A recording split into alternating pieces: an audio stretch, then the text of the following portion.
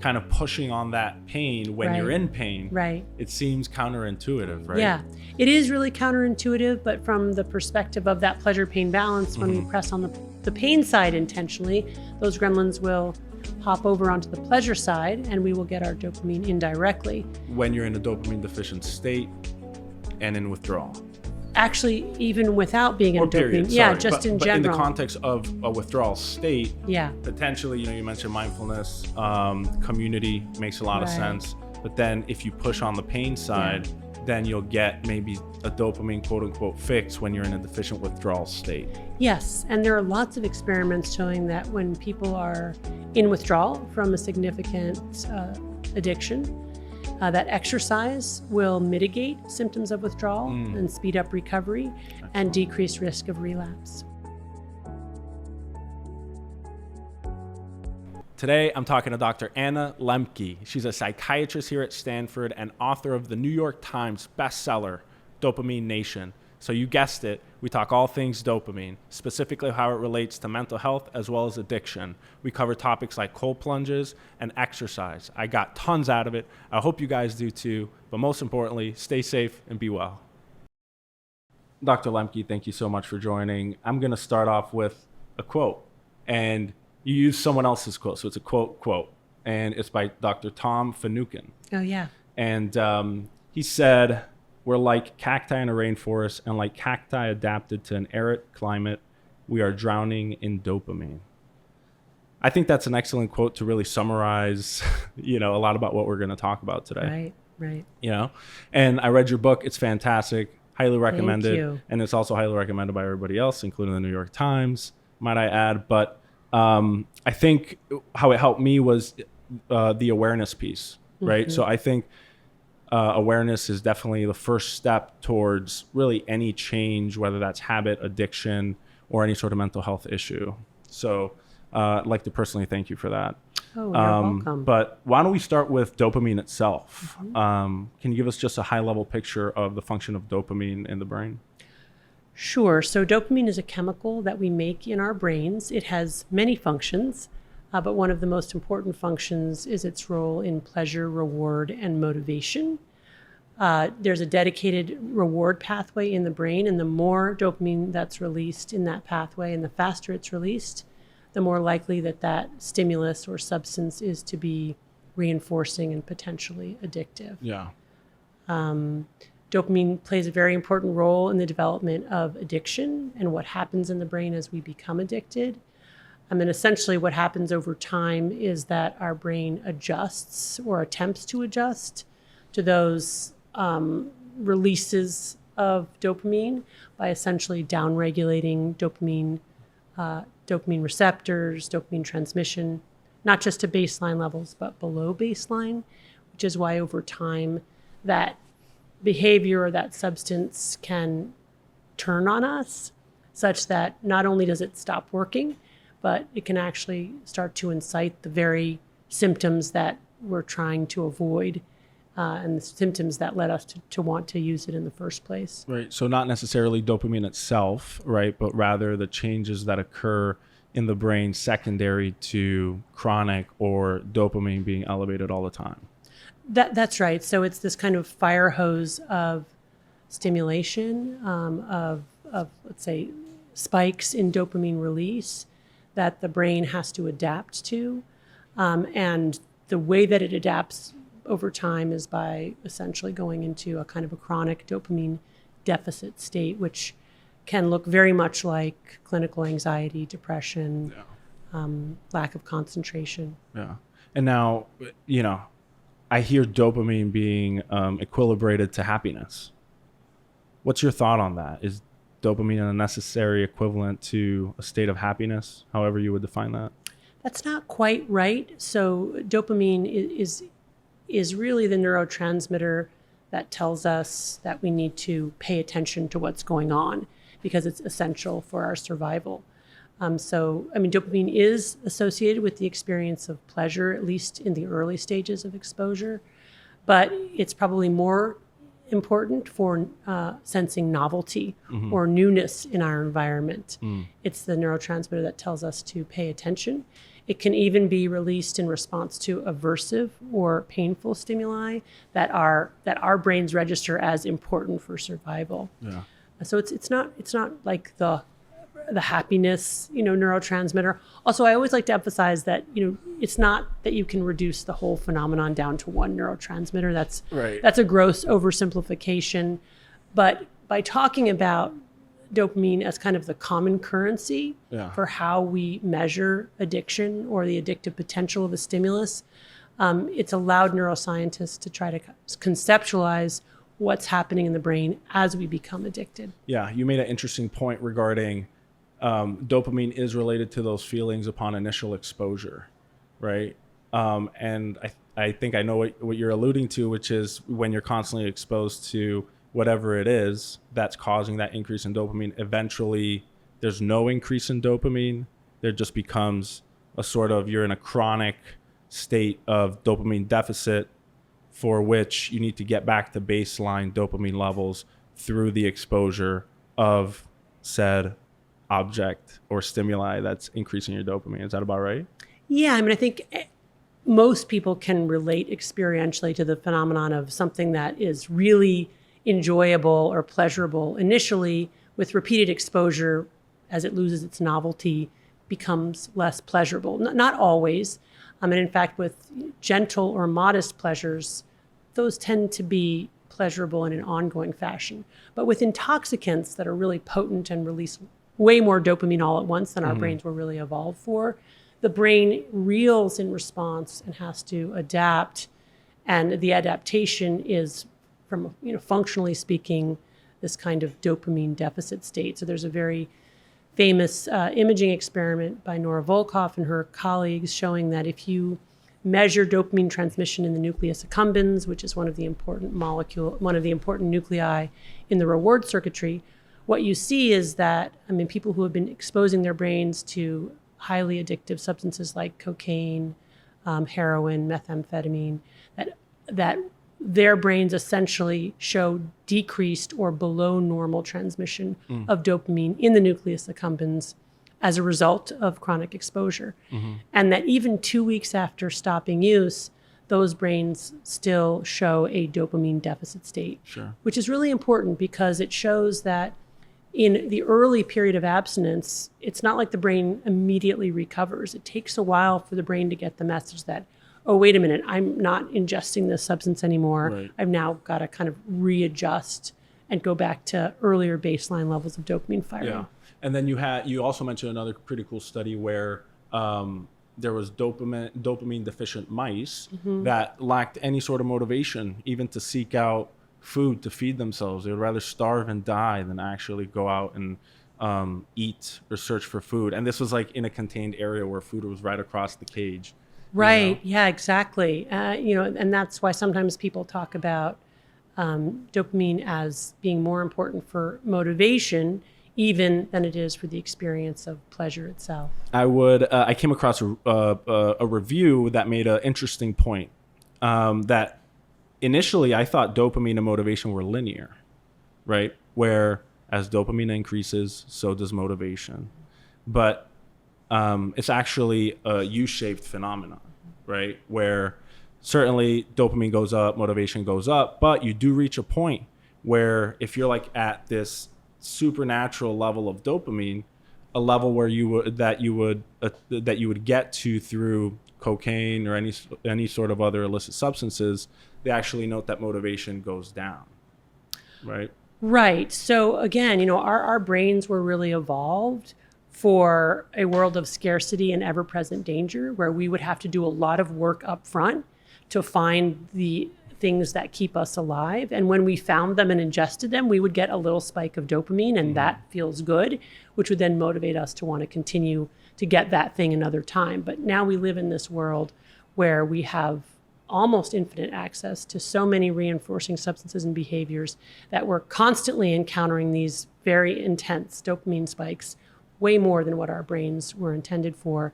And so again, as our brains try to compensate for that, we essentially adapt by going into this subthreshold level of dopamine firing. We're always releasing dopamine at a kind of tonic baseline level, Right. and we essentially change our hedonic or joy set point so that now we need way more of the stimulus in more potent forms over time, not to get high, but just to go back to normal baseline levels. And when we're not using, we're in this dopamine deficit state. Yeah. I wonder what you think. I've been hearing a lot of this advice in regards to motivation, where don't wait to get moving, right? Don't wait to get motivated to get moving, rather get moving, which will then motivate you. Yes. I wonder what you think within the lens of sort of this dopamine process, what that means to you in terms of that dopamine process. Well, quite literally, dopamine is also essential for movement. So as you know, when people get Parkinson's disease, that's a movement disorder. It's characterized by depletion of dopamine in another part of the brain called the substantia nigra. And even the most primitive worm will move toward the food source in response to dopamine, will release dopamine in response to food in its environment, the dopamine allowing it to locomote toward that reward. So dopamine and movement and desire are highly connected in the brain through dopamine. And we very often, when we're working with patients who are trying to overcome addiction, they will often say to us, well, if only I could figure out why I'm addicted. So if only I could think my way through this problem, then, I wouldn't be addicted. But we often say to them, you really have to put actions before thoughts and feelings in this case. If you wait until you figure out why you're addicted or until you feel like not using that substance, that day will never come. Sure. And instead, what you need to do is engage in the behaviors of recovery, which then in turn will allow your brain to recalibrate and allow you to see true cause and effect, which will then bring in following action, you will then start to feel better. So it's again this idea that in order to really recover from these addictive compulsive behaviors, we need to first change the behaviors. Right. Then let our brain respond to those new signals. And then we can make new maps around what that behavior suggests or causes in our lives. When we're chasing dopamine, it's really hard to see true cause and effect. But when we get a little bit of distance from them and our brains recalibrate, we can look back and say, oh, wow. And patients will do this all the time. Like, oh, wow, I hadn't realized that, cannabis was having that impact on my life, or that the amount of time that I was spending looking at pornography was causing me to be anxious and depressed, et cetera. Sure. And you mentioned Parkinson's disease, so you did bring up a disease state, so I'll bring up one as well. What about patients on antipsychotics, known antagonists of dopamine receptors? And these patients aren't necessarily psychotic patients that I have coming in on antipsychotics. They're patients with insomnia, And when you start thinking about, the possible effects that these things are having on motivation and some of these other, human experiences, I wonder what's happening there. What do you think? Yeah, it's a great question. It is indeed true that patients who are on antipsychotics or dopamine blockers for a variety of different reasons do often manifest low mood, amotivation, cognitive blunting. So those are real problems. And it does raise for the healthcare provider, a discussion of risks, benefits, and alternatives. Is this medicine helping you more than it's hurting you? And I think those are really valuable and important discussions that we should be having on an ongoing basis. Yeah, but the symptoms of decreased motivation and a lot of these things are very nonspecific, right? They might be just bubbling under the surface. They don't have to be so frank. That's very true. And they may be related to the underlying disorder that's trying to be treated, right? Exactly. So, we know that, for example, schizophrenia can be associated with an amotivational syndrome. So it can be very hard to tease apart. But I feel very strongly that it's important when our patients come in and say, hey, I feel like I'm having this side effect, this negative effect from this medication, that we have a really open and frank discussion about it and really validate that could be being caused by the medicine, and what can we do about it? Can we go down on the dose and find a sweet spot where maybe those side effects aren't as intense, but we're still getting the benefit from the medicine?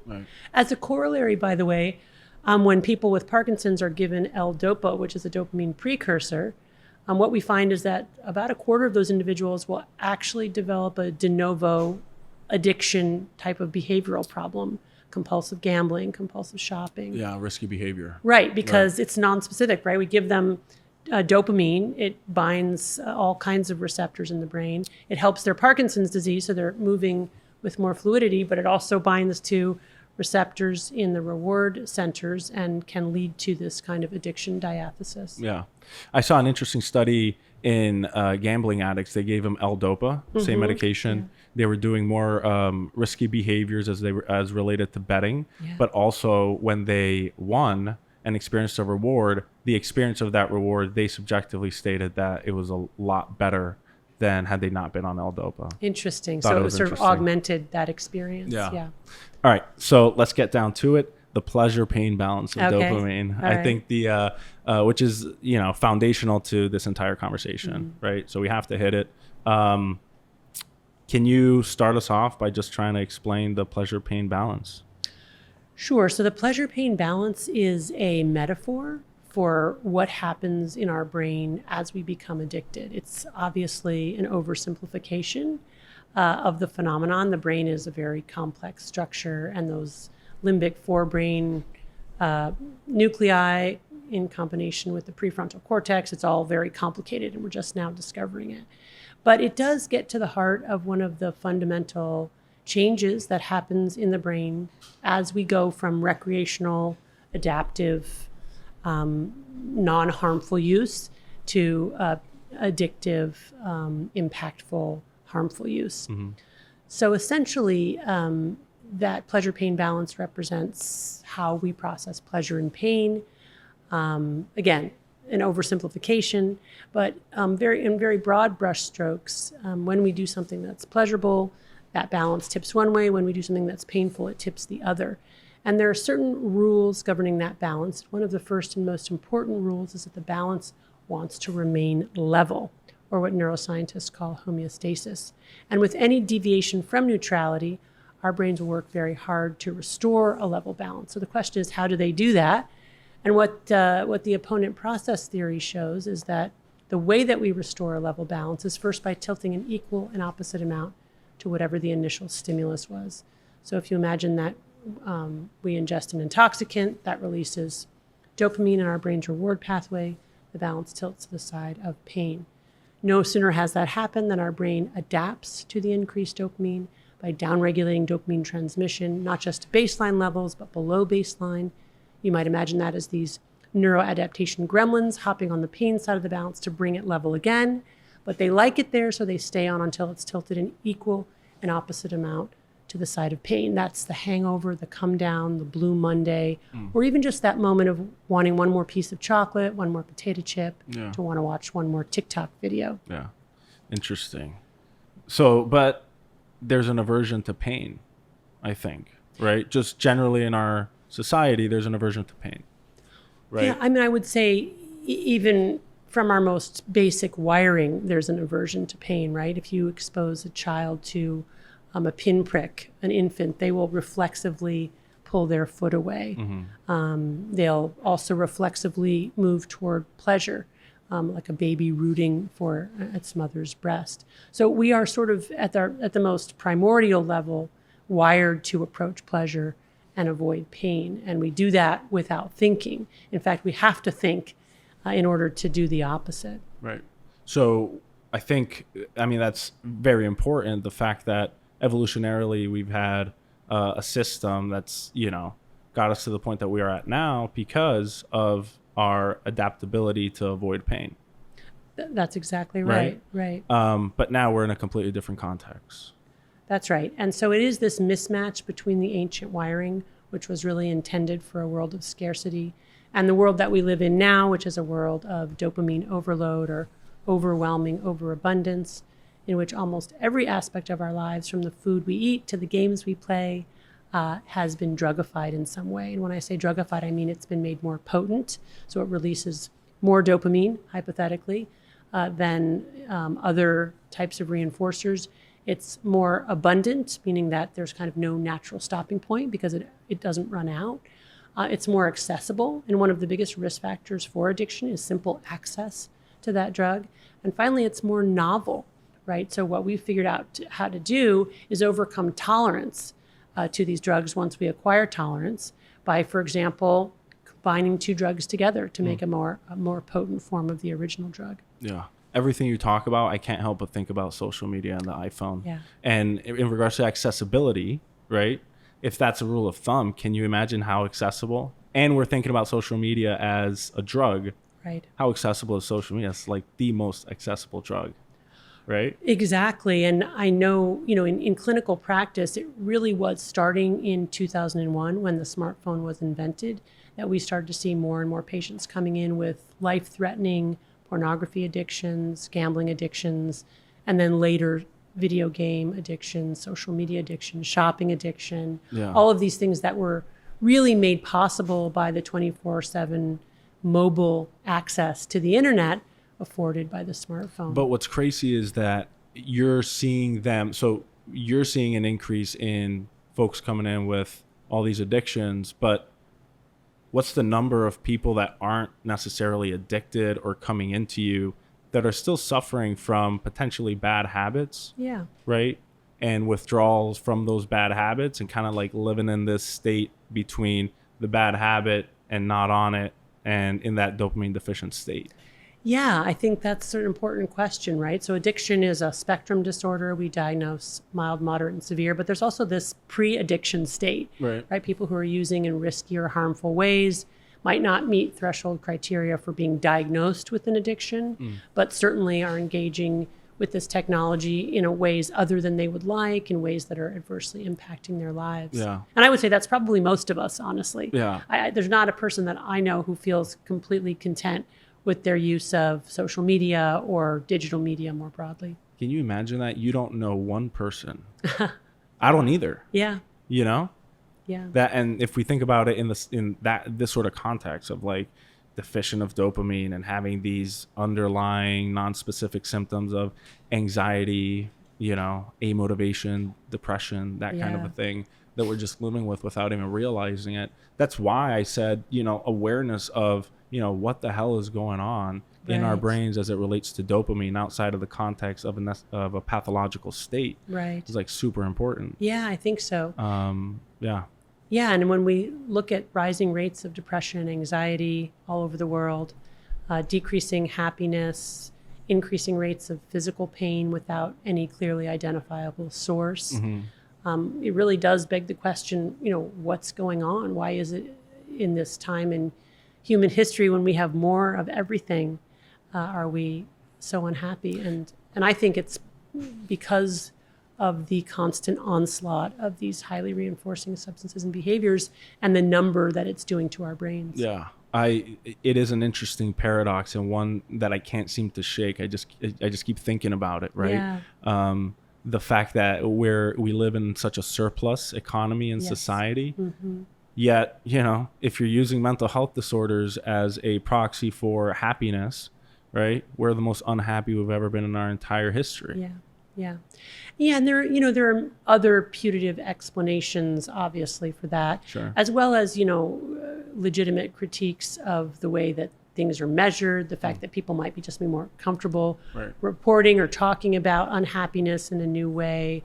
But still, I still think that, like, if you look at world happiness surveys prior to the year 2000, what you see is that even within a single country, happiness was improving over time as nations became more wealthy. But starting in 2000, that there was some kind of inflection point. And now what was happening was that as GDP was going up, happiness was going down. So I think there's some kind of sweet spot where wealth and happiness and well-being correlate, positively. And then there's this tipping point when it seems that too much of a good thing becomes a bad thing. Yeah. And an interesting quote that you used in your book, and that I found very interesting, was that we are medicating ourselves to adapt to the world, which I found very interesting. Humans are extremely adaptable creatures. Yes. That's why we got to where we are now. I agree. I wonder if this is just a mechanism by which we adapt. What do you think? Yeah, I mean, I think it's a really strange time to be alive, a challenging time to be alive for all kinds of non-intuitive reasons. And I think we're struggling to figure it out. We're trying to figure out what is causing us to be unhappy despite having so much. And also, what should we do about it? And one of the things that it's very clear we are doing about it is we are using chemicals to try to figure out, how to get by in this world. I think in some instances, especially for people with severe mental illness, I feel grateful to have these tools, but I do worry that we're over-medicating ourselves, and that there might be better, non-pharmacologic strategies that we can engage in to make our lives better.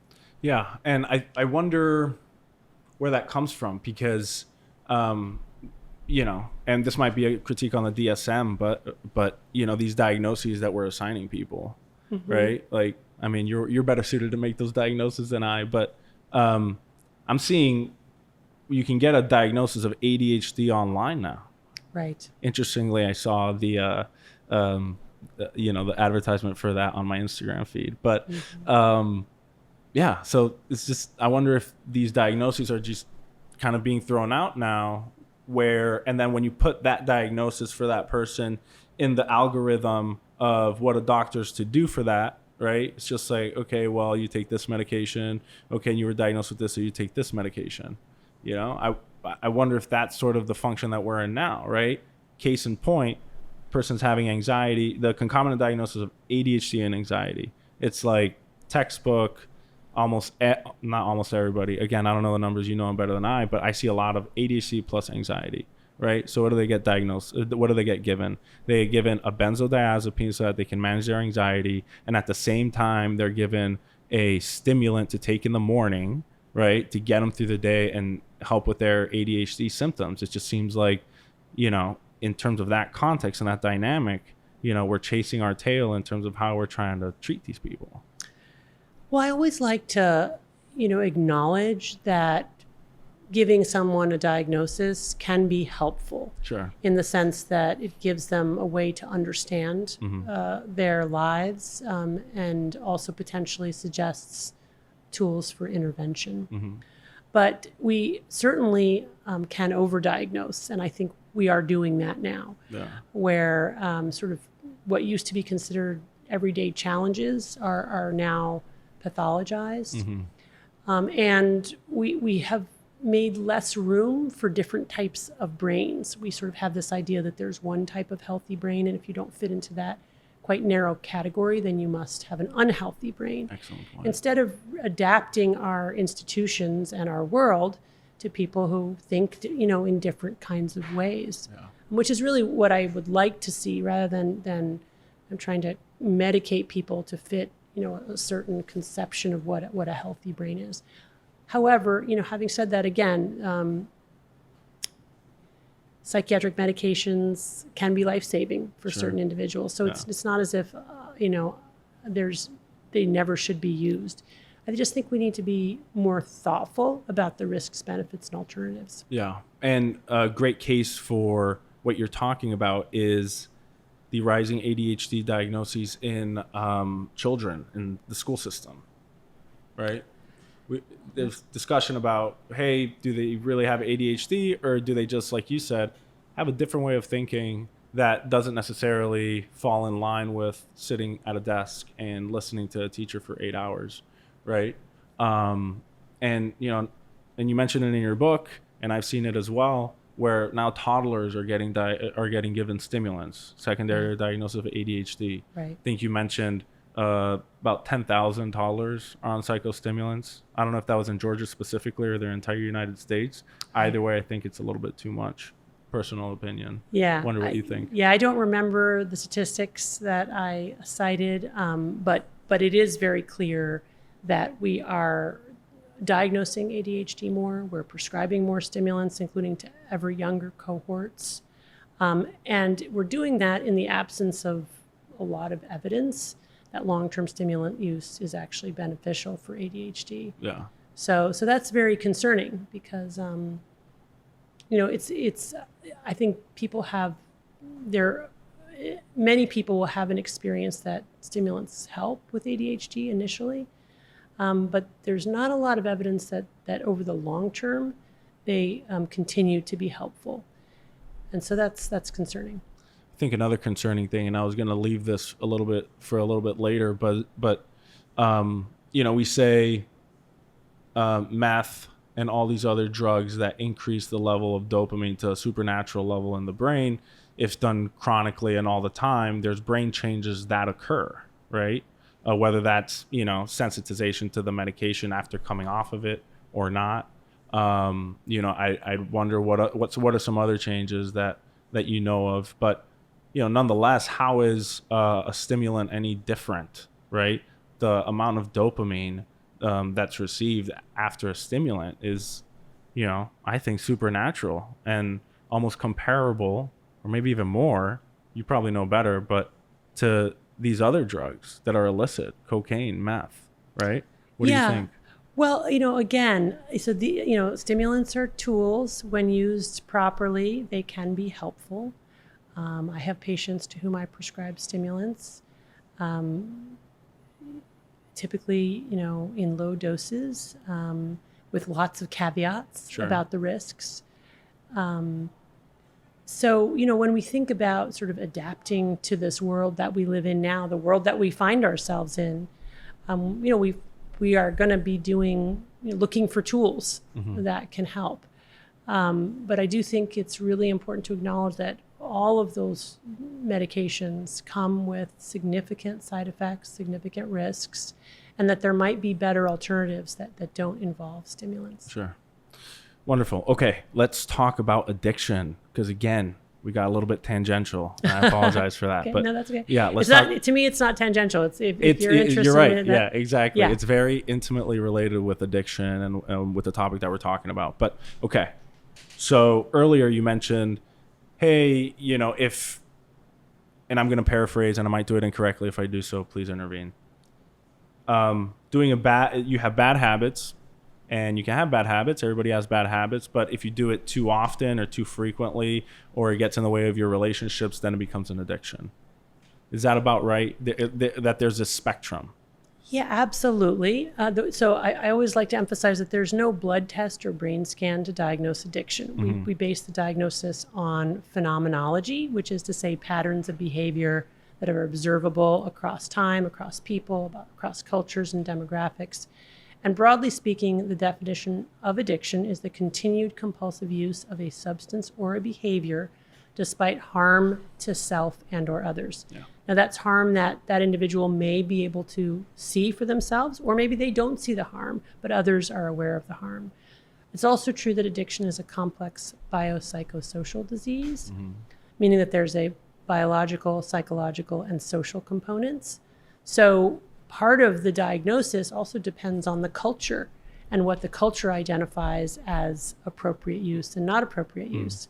And what comes to mind here is, of course, workaholism and being addicted to work. That's something that's, at least here in Silicon Valley, wildly celebrated and not regarded as an addiction. Elon Musk sleeping under his desk at Tesla is considered, or at least by many, considered to be something, to be celebrated. Yeah. And yet you could ask, well, at what cost? Sure. And what's interesting, and I told you before this, I did a podcast with Brad and he, Brad Stolberg, and he pointed this out, which was very interesting. We know Elon did that because he was such a success. So in that context, it's like, okay, well, that workaholism, I would do that any day of the week in order to attain what he's attained, right? But what you don't see is all the people that do that and don't reach to that level. Rather, they just end up with alone with destroyed relationships, right? Well, you also don't see the costs to Elon's own life. That's right. This is not to throw him under the bus. I don't know him at all, and I really don't want to speculate. But the point is that there are costs to extreme behavior in any single direction. Right. That's an excellent point.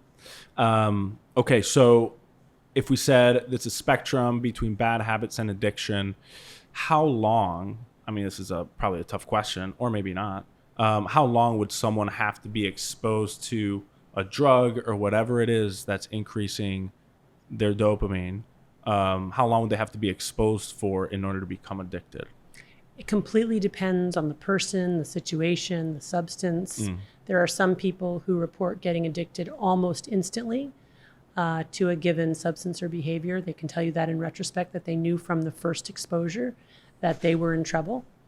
And those are typically, I think we think of those individuals as having come into the world with a vulnerability to addiction. We know that it can be, largely the risk of addiction, about 50 to 60% of the risk of addiction is inherited, which is to say if you have a biological parent or grandparent with an alcohol addiction, you are at increased risk compared to the general population to become addicted to alcohol, even if raised outside of that alcoholic home. Got it. So we know that some people come into the world more vulnerable than others, and then circumstances can dictate the addiction vulnerability. So, for example, we know that soldiers during the Vietnam War who were deployed, in Vietnam, had lots of access to opium, and many of them became addicted to opium.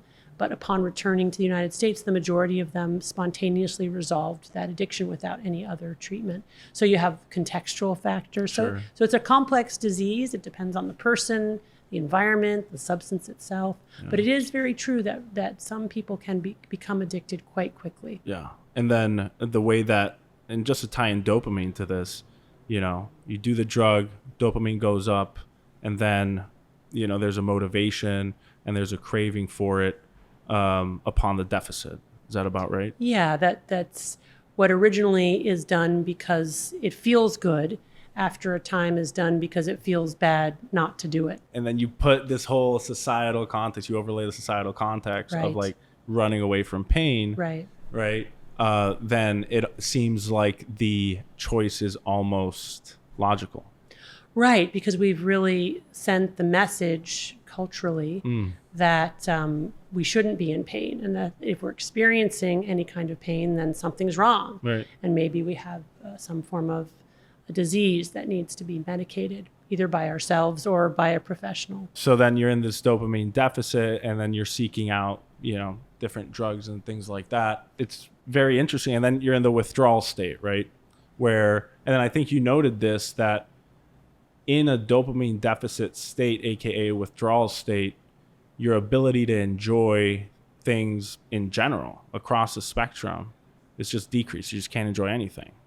Yeah, that's a very important point, that once we've changed our hedonic or joy set point in response to intoxicants, we lose our ability to take pleasure in more modest rewards. There's a kind of a narrowing of our focus where we just want to get through our day so that we can use our drug because nothing else is enjoyable. And slowly people become depressed and anxious, but they don't see the causal connection between their drug use and their mood state. Instead, they see the opposite, that when they use, they temporarily feel better. What they don't realize is they're actually medicating withdrawal from the last dose and not medicating the underlying mood problem. Yeah. And again, that's a very important point, because it's not necessarily you're in the throes of addiction, right? And you're just like rolling around on the floor sweating and you can't enjoy anything. It could be applied to, potentially these bad habits that people have, right? That everyone has, right? That then when you're not, participating in that, you can't enjoy anything else. Yeah, I mean, we see this all the time, with patients when we ask them to abstain from, let's say, pornography for a month. And maybe they came in for anxiety or depression, not for pornography addiction per se. But it's really remarkable how the majority of them, if they are able to abstain from pornography and compulsive masturbation for 4 weeks, their mood improves, their anxiety levels go down, they sleep better. Also, they can have actual physical withdrawal symptoms in the first 10 to 14 days, just like we see when people stop drugs and alcohol. So the phenomenology, both of the progression from recreational use to addictive use, as well as the withdrawal experience, and then how sustained abstinence leads to improved mood, is identical whether people are addicted to drugs and alcohol or whether they're addicted to some kind of behavior. Yeah, that's very interesting. So then let's talk social media, because I think this is a kind of like a subtle object of addiction that maybe people don't realize, or maybe a object of bad habits, right? I think there's a lot more awareness to it now, but I think nonetheless we should talk about it. Came across a study from the Netherlands where they found a higher proportion of social app interactions correlated with lower dopamine synthesis. So the ability to make dopamine in a part of the brain called the bilateral putamen. What do you think? So they found that there were higher levels of dopamine in lower levels of dopamine in people who were on social media. The capability, and I have to look back exactly how they measured it, but the capability to synthesize dopamine was lower the capability of doing that was lower in those that reported greater social media social media interactions. Usage. Okay. Yeah, I wasn't sure if you meant general interactions or social media. Social media. Yeah. Yeah, I mean, it's it's hard to know exactly what is going on there, but I think it's reasonable to infer that social media can function like a drug, and that in response to heavy social media use, we essentially change our pleasure set point, such that dopamine levels generally go down, and we are less capable of taking joy in other types of behaviors. Sure. Yeah.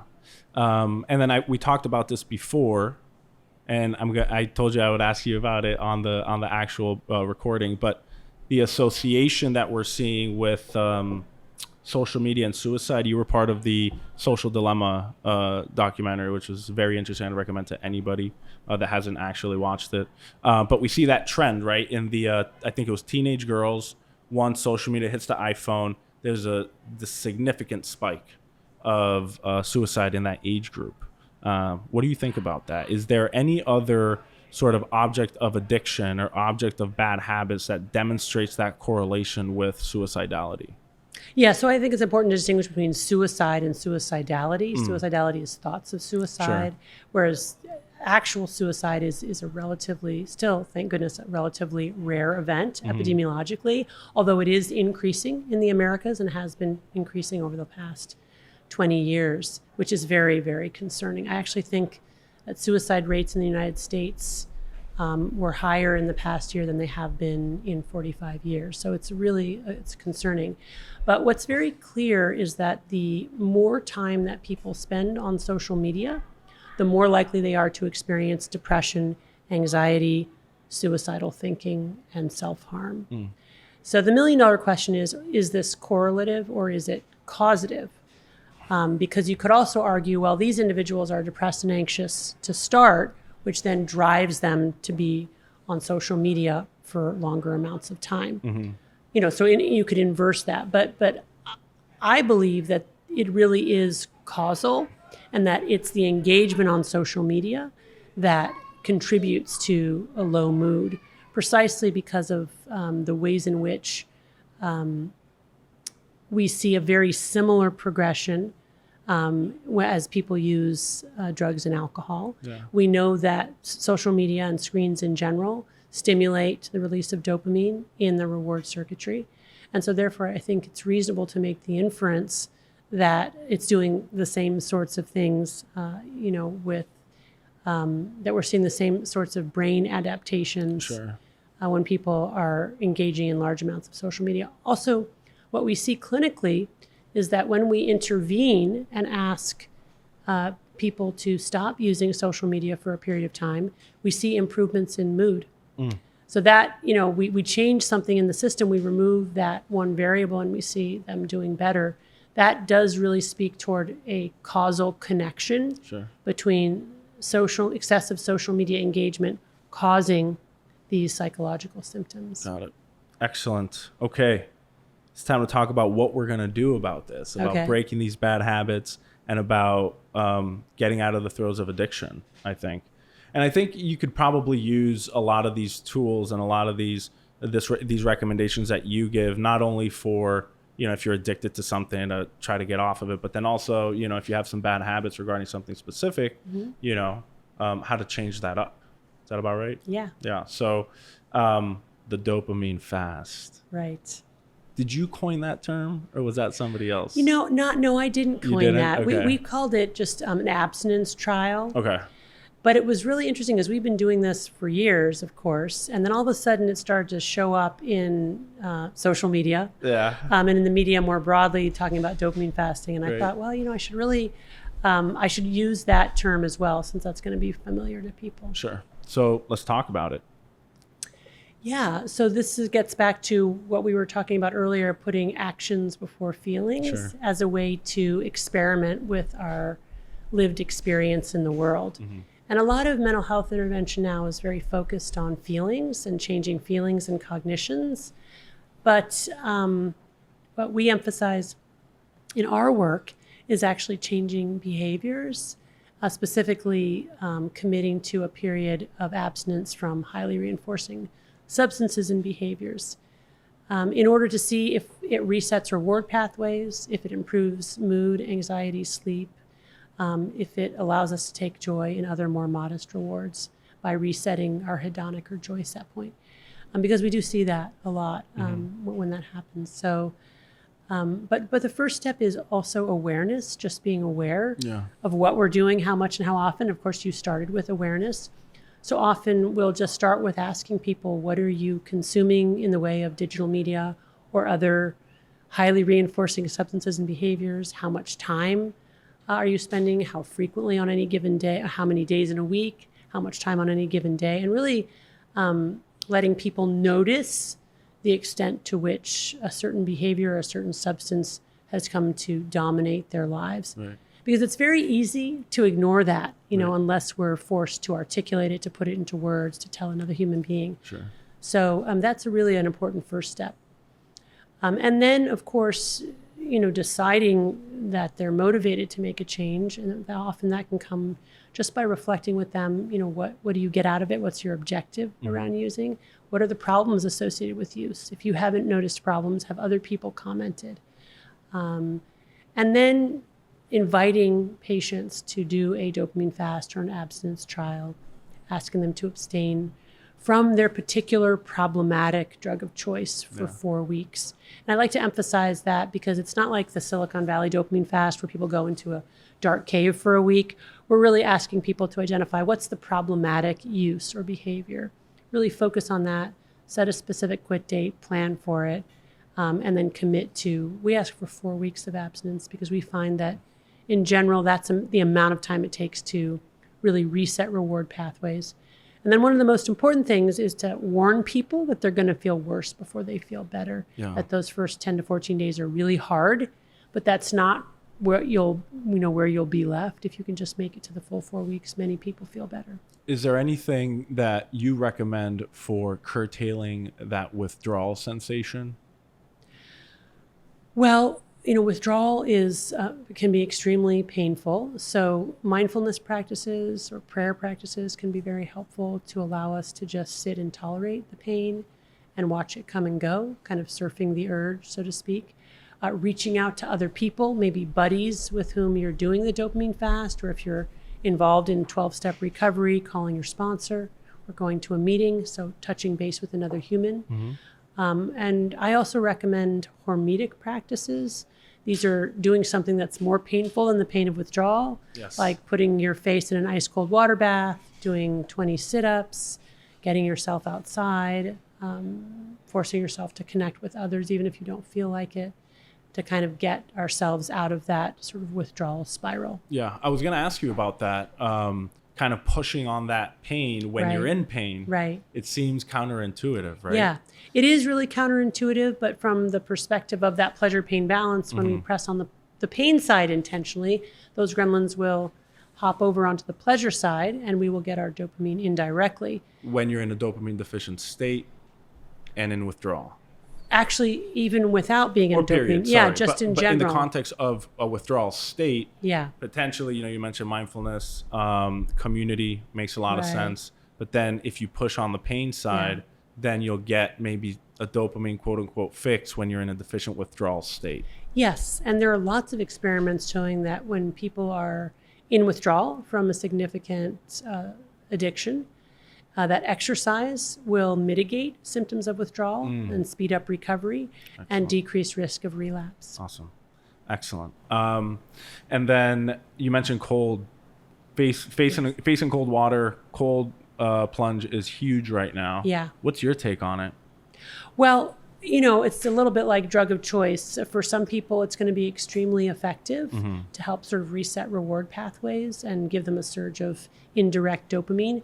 But for others, it may not work at all. So it really kind of depends on the person, but certainly worth trying. Yeah. And then, in regards to, because this is another strategy that you have in addition to the dopamine fasting, is pursuing pain, right? So pressing on that pain side. The cold plunge is one thing which increases dopamine and in a sustained fashion for greater than or at about 1 hour after you get out of the cold plunge. Yes. Is that right? Mm-hmm. Which is definitely a way of doing that from a pain perspective. And then I wonder, when you push on pain, you increase dopamine. But a point that you made that I thought was interesting in the book was the dopamine that you receive secondary to pushing on pain is different than the dopamine you would receive from a line of Coke or, some sort of illicit substance that would do it from sort of an external source. Is that right? Well, I mean, it's all dopamine. Right. And obviously, again, this is kind of an oversimplification of a very complex brain process. But what happens when you get your dopamine indirectly by doing something effortful or hard up front is that you never go into that dopamine deficit state. Mm-hmm. Whereas when you get your dopamine immediately by using an intoxicant of some sort, that's followed by the come down, which is that dopamine deficit state. And that's what drives cravings to reuse. Right. So, I'm sorry, go ahead. So you don't get that. So what happens with drugs is that we don't get a sense of like satiety from it. Yeah. Right. We get a sense of wanting to do that again and again and again, which if we, succumb to that craving, which, we're very vulnerable, all of us, to do that, then we find ourselves in that spiral of addiction. Whereas getting dopamine indirectly by doing something hard up front, it renews itself without that dopamine deficit state. And every time we have to do that hard thing, it's equally hard again. We have a very poor memory actually for the initial for the downstream effects of the stimulus. We have an excellent memory for the stimulus itself, whether pleasure or pain, but we're not very good at remembering what comes on the heels of pleasure and pain. Right. So we have to remind ourselves. Yeah. So is this dopamine more persistent after pushing on the pain side? Do you get it in a little bit at a time versus drugs? It's kind of like this burst of dopamine.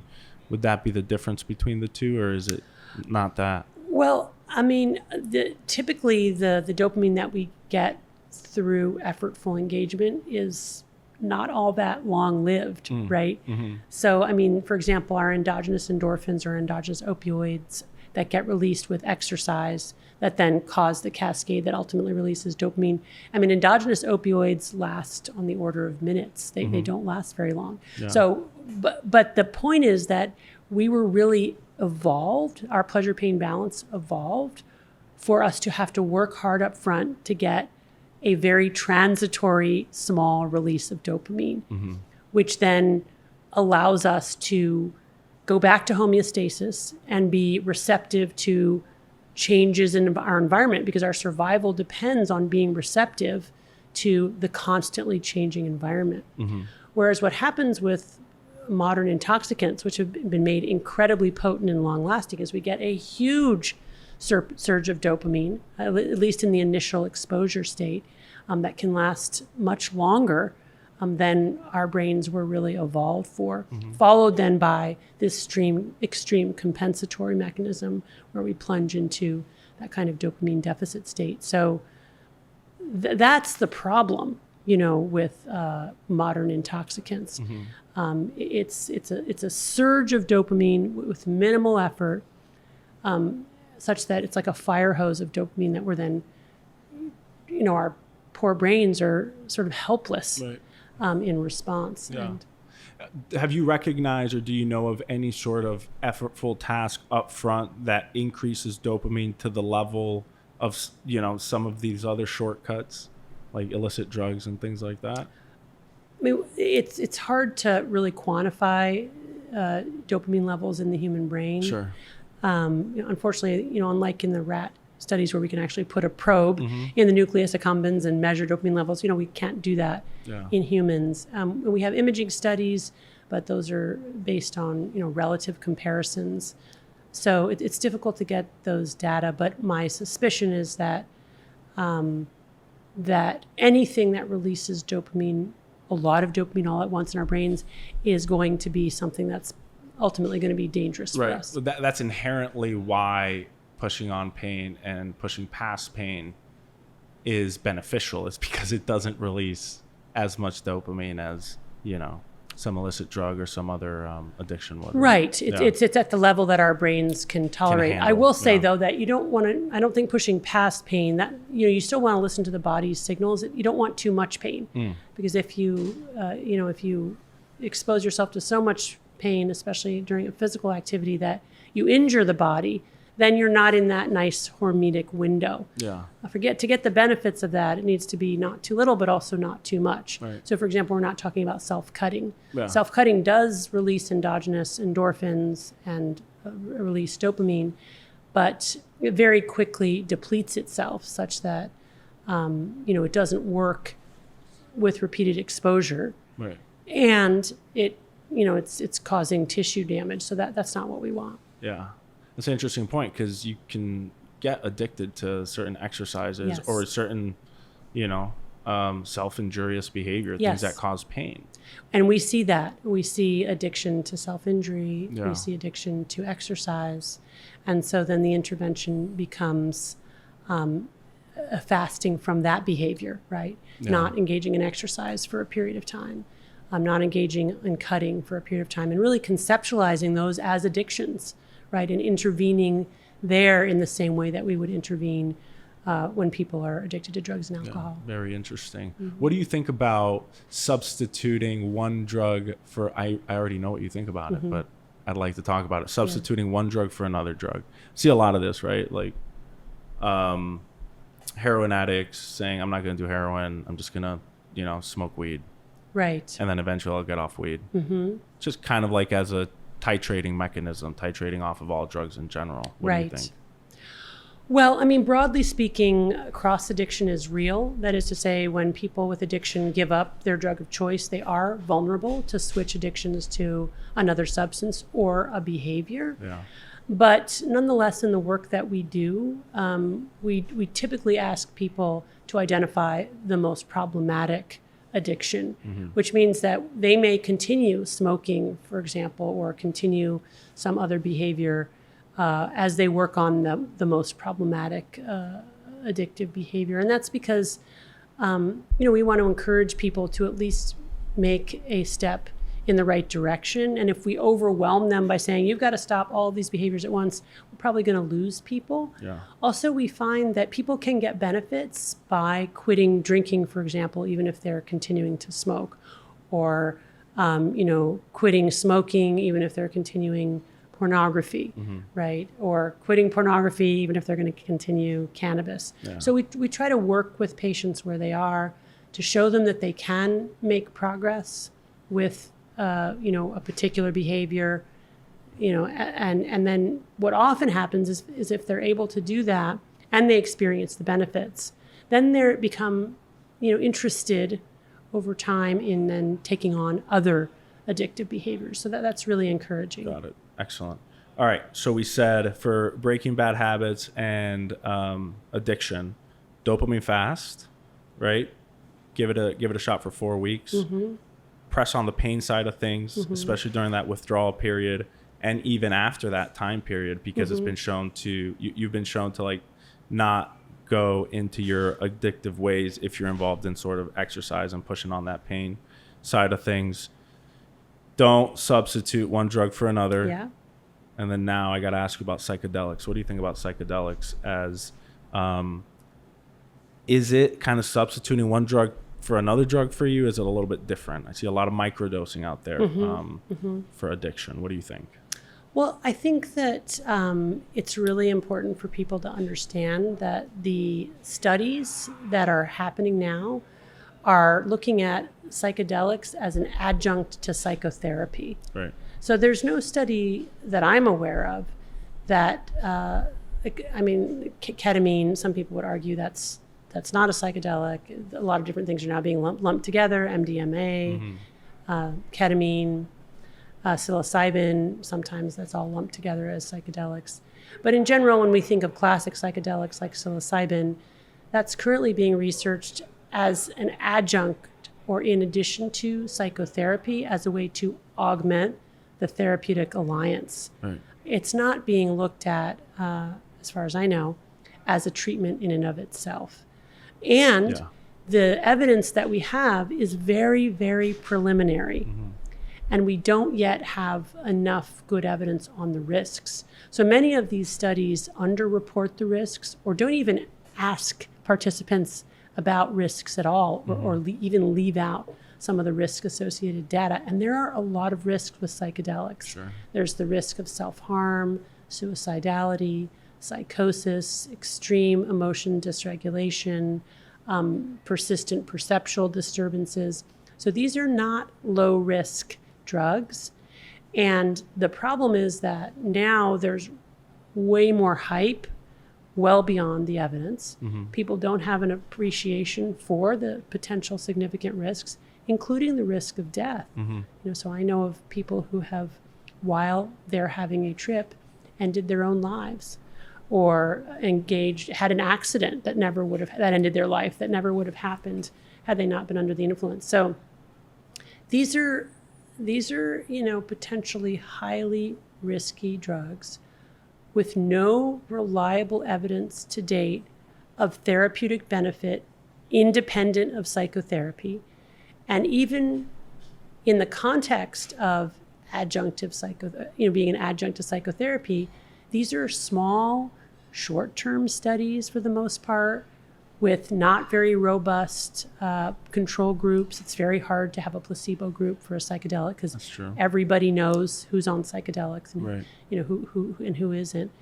So it's concerning to see, like you said, young people out there buying little capsules online from Amazon and filling them with their own cocktail of psychedelics because they want to self-treat depression or anxiety. I'm just so frightened, about the ways in which the evidence just has completely outstripped, or that the usage has outstripped the evidence. Yeah, I think there's a lot of extrapolating evidence, like the MDMA PTSD evidence, I think is pretty significant, specifically for PTSD, but there's people that are extrapolating studies and just generalizing it to like, okay, well, if it worked for PTSD, right, then it might work for my addiction and so on and so forth, right? But, obviously that's not the case. But I think people just really want help for their issues. Sure. Right? Like, especially when it comes to addiction, it's just such a difficult thing to navigate. I think people just really want help and really want to get better. Of course, and there's no doubt that we're in a mental health crisis, but there's a real danger of looking for kind of the magic remedy to address our mental health crisis if there's insufficient evidence to support that remedy. Because frankly, that's what happened with the opioid epidemic, right? We have a chronic pain crisis in this country. And the pharmaceutical industry, the opioid pharmaceutical industry said, how can you deny patients with pain the right to access to opioids? Right. And so, doctors were in large part shamed into prescribing more opioids. And I'm concerned now that we're seeing legislative action to loosen access to psychedelics as a way to address our mental health crisis. Right. But if we don't have adequate evidence showing that the benefits outweigh the harms, then, will we look back 20 years and say, oh my goodness, we shouldn't have made those drugs more accessible. Yeah. If we had known now if we had known then what we know now, we wouldn't have legalized these agents. So an interesting study just came out for acute lower back pain that opioids are not any better than placebo for acute lower back pain, which I thought was interesting. Just throw that out. You should check out the study if you're watching. And then I think for the legalization of cannabis too, like for the advocacy groups, like a big thing with legalizing cannabis was that it can help with pain and it'll decrease the opioid epidemic in California. But studies initially showed that maybe that was the case. They prolonged those studies a few years and they found that no, didn't make any difference. So, all right. So we talk about breaking habits. How can this dopamine process, understanding this, how can that help us build good habits? Well, I just think that it helps us realize that anything that feels that good that quickly is something that we need to be very thoughtful about. And it's not to say that we should never engage in that behavior or, ingest that substance. But it means that if we are going to do that behavior or substance, we probably need to do it in extreme moderation, right? And leave enough time in between to kind of reset reward pathways. Yeah. And that we need to be especially careful about daily use because daily use has been tied to addictive use, at least when it comes to highly reinforcing substances and behaviors. So leaving enough time in between in order to reset reward pathways. And then appreciating that probably the best source of dopamine or reward is going to be through things that require initial upfront effort, consistent effort over time, and that the rewards will come later. Yeah. I have a way. Okay, great. And I wanted to get your take on this. Yeah. We have a loneliness epidemic in this country. Yeah. I think the Surgeon General just made an announcement regarding a concerted effort to address the loneliness epidemic in this country. So that kind of leads me to think about the interaction between oxytocin and dopamine. Mm-hmm. It's been postulated that you could use oxytocin for addiction because it attenuates dopamine release to a specific drug and also has been shown to reduce stress response and withdrawal symptoms. I'd like to know what your thought is on oxytocin, human attachment, community, intimacy, and then how this relates to mental health issues. Right. So oxytocin is a hormone. That was probably a better place to start with my little spiel, but I'll let you take the floor. Yeah, no, it's fine. And it's sometimes referred to as our love hormone because it's released with intimate pair bonding, mother-child interactions, mate bonding. And my colleague here at Stanford, Rob Lembke, and his group has shown that oxytocin binds to dopamine-releasing neurons in the nucleus accumbens. Mm-hmm. So that's no great surprise, right? Because we all know that when we fall in love, for example, we get a little bit high, right? That feels good. So I think what you're getting at, which is a really important point, is that we all need human connection and we need intimacy. And that in creating deep, intimate human connections, we get dopamine, and that feels good. Right. And that's a healthy and adaptive source of dopamine. Sure. And a potential antidote to addiction, because addiction is the disease of isolation. Exactly. Right? The more we use, the more that drug becomes a substitute for human connection, the more we isolate, alone, using. So one of the ways out of addiction is to turn away from that drug and look for people. Yeah, you mentioned community. Community. Yeah, and this is Johann Hari's book, Chasing the Scream. Or is that? Yeah, I think that's the name of his book. Is sort of all about that idea that human connection is the antidote to addiction, which is a really important point. And part of why, for example, 12-step groups like Alcoholics Anonymous, Narcotics Anonymous are so effective, right? Because people find that sober social network and make really deep connections, which become a powerful substitute for the addiction itself. The one caveat here is that, of course, in the modern world, we've figured out how to take human connection and drugify it through dating apps, through social media apps, by distilling human connection down to its most immediately reinforcing substrate. So we have to be careful about the types of connections that we make and the medium through which we make those connections. Yeah, incredible. All right, I think that pretty much does it. Thank you so much. You're welcome. I learned so much. I hope everyone else did too. Do you have any final words?